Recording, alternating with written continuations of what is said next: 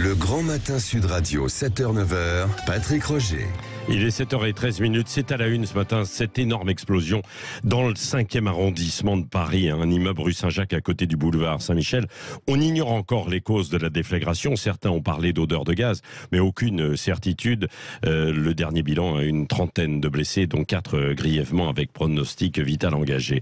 Karine, vous êtes avec nous, habitante dans le quartier, près du Val-de-Grâce.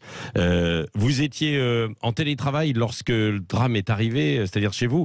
Vers quelle heure? C'est juste avant 5 heures. Racontez-nous, qu'est-ce que vous avez entendu et vu alors? En fait, oui, j'étais en télétravail. Quelques minutes avant 17h, on a entendu un bruit, une explosion avec un bruit assourdissant qui a fait trembler les murs de chez nous. Le canapé a bougé. Mon fils était dans sa chambre, s'est précipité dans le salon. On était terrorisés parce qu'en fait, dans la rue, moi j'habite rue Henri Barbus, qui a une rue de la rue Saint-Jacques, il y a la rue Pierre-Nicole au milieu, les deux. Et en fait, on a une énorme grue au-dessus.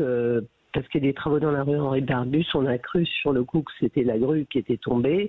On s'est précipité pour regarder, on a vu que c'était pas de ce côté-là. Comme j'ai un appartement entre la fin, on a couru de l'autre côté. Et en fait, les fenêtres étaient ouvertes. Il y a une fumée énorme, un énorme nuage de fumée noire qui arrivait vers nous. On a fermé toutes les fenêtres.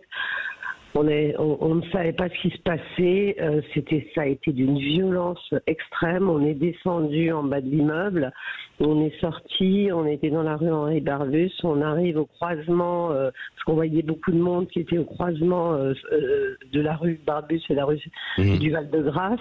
Et donc on se précipite par là-bas pour voir ce qui se passe, et on voit des gens qui arrivent dans tous les sens en panique à nous crier courez, courez, il y a eu une fuite de gaz, ça a explosé, donc on courait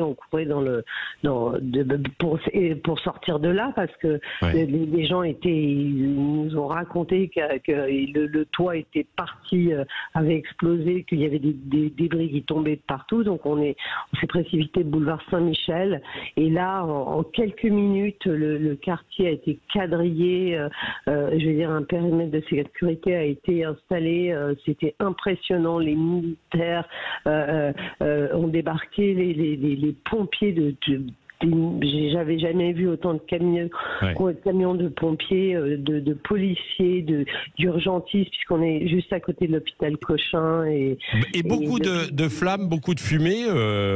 En fait, nous, quand on est passé au niveau du Val-de-Grâce, il y avait on voyait de la fumée, des flammes, tout ça, mais on pouvait pas voir le bâtiment, parce qu'il était juste caché en fait derrière un angle de rue, mais c'était impressionnant. C'était vraiment un état de siège. Enfin, Alors, vous avez dit, Karine, que certains ont dit explosion de gaz. On n'a aucune certitude, mais dans le quartier, on vous a parlé d'une odeur de gaz ou pas? À notre niveau, non, puisqu'on est, en fait, il y a la rue Saint-Jacques, la rue Pierre-Nicole et la rue Henri Barbus qui sont parallèles. Nous, on ne nous a pas parlé d'odeur de gaz. C'est juste quand les gens sont arrivés qu'ils ont dit il y a une explosion, c'est le gaz, il faut pas rester là. Et en fait, le périmètre a été évacué mais vraiment même pas 10 minutes. Est-ce que vous avez eu des nouvelles des gens, parce que tout le monde se connaît un peu, plus ou moins, dans un quartier, vous, parmi vos proches ou des gens que vous connaissez, vous avez pu prendre des nouvelles? Oui, on s'est appelé ceux qui sont qui habitent du côté de ma rue, mais juste des gens qui étaient que je connais, qui sont les cafés juste à côté. J'ai pas encore réussi à les avoir. J'avais en fait, moi j'avais rendez-vous rue Saint-Jacques, ça s'est produit je crois au 275, je pense à peu près, j'avais rendez-vous chez un médecin juste à côté à 17h, et j'ai décalé 2 heures avant, je sais pas, j'ai décalé le rendez-vous, j'ai essayé de le joindre, j'ai pas de nouvelles. Vous n'avez pas de nouvelles. Non. Quelle est la situation là ce matin? Est-ce que il y a toujours les camions de pompiers, parce qu'il y a les sauveteurs qui recherchent toujours? Moi, je suis passée hier, on était dehors parce qu'on a été proposé en fait d'héberger des gens. Moi, j'avais la possibilité d'héberger 2 personnes, donc j'ai été en bas pour voir s'il y avait besoin. Et là, il y avait énormément de camions de police, qui n'étaient pas là. On va dire 1 heure à peu près avant. Enfin, il était 2h et quelques du matin, et je leur ai demandé ils m'ont dit qu'ils étaient toujours en pleine recherche. Bien sûr. Ouais. Vous avez pu accueillir du monde, parce que c'est vrai qu'il y a des problèmes, il y a des gens qui se retrouvent sans logement.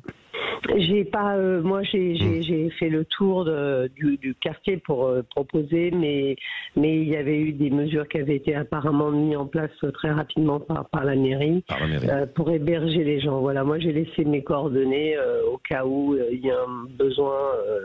Pour héberger. Voilà, pour héberger. Merci Karine de ce témoignage.